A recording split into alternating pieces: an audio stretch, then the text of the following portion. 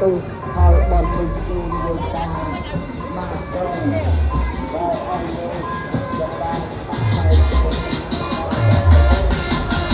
Thế thường mấy em đi ở đây mau bị nạt rồi. cầm vô máu là đâu thành phố nè.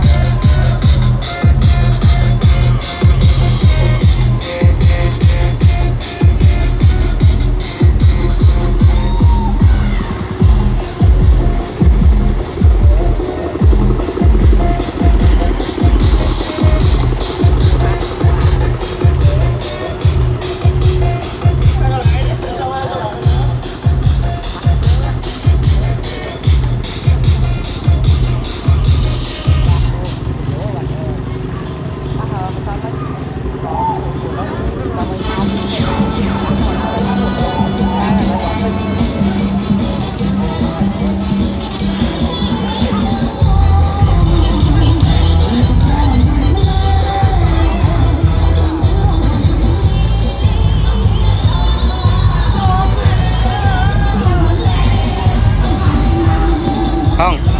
Ê, ai đó là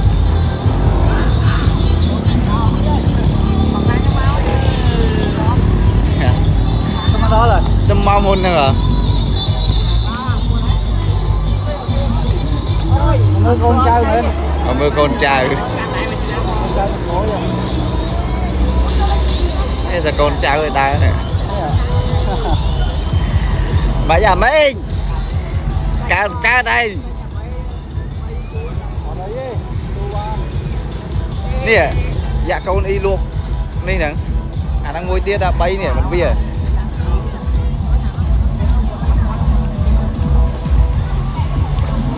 Con lên qua mà cái mình hoam nằm cạnh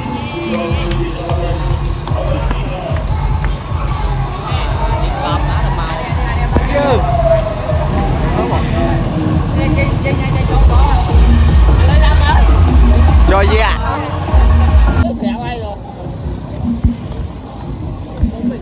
Năm là 4 rồi.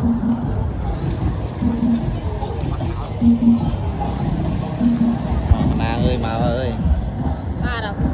Biết lấy cái mai mà chốt rồi. À.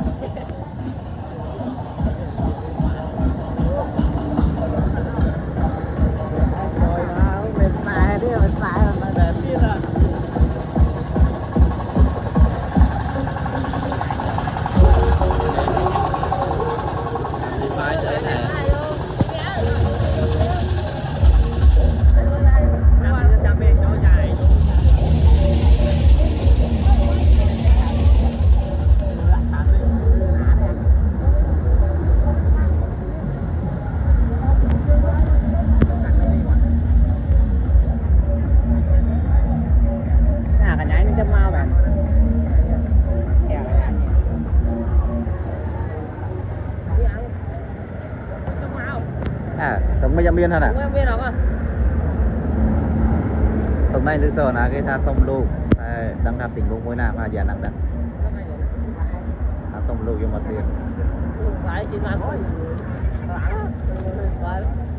Hả?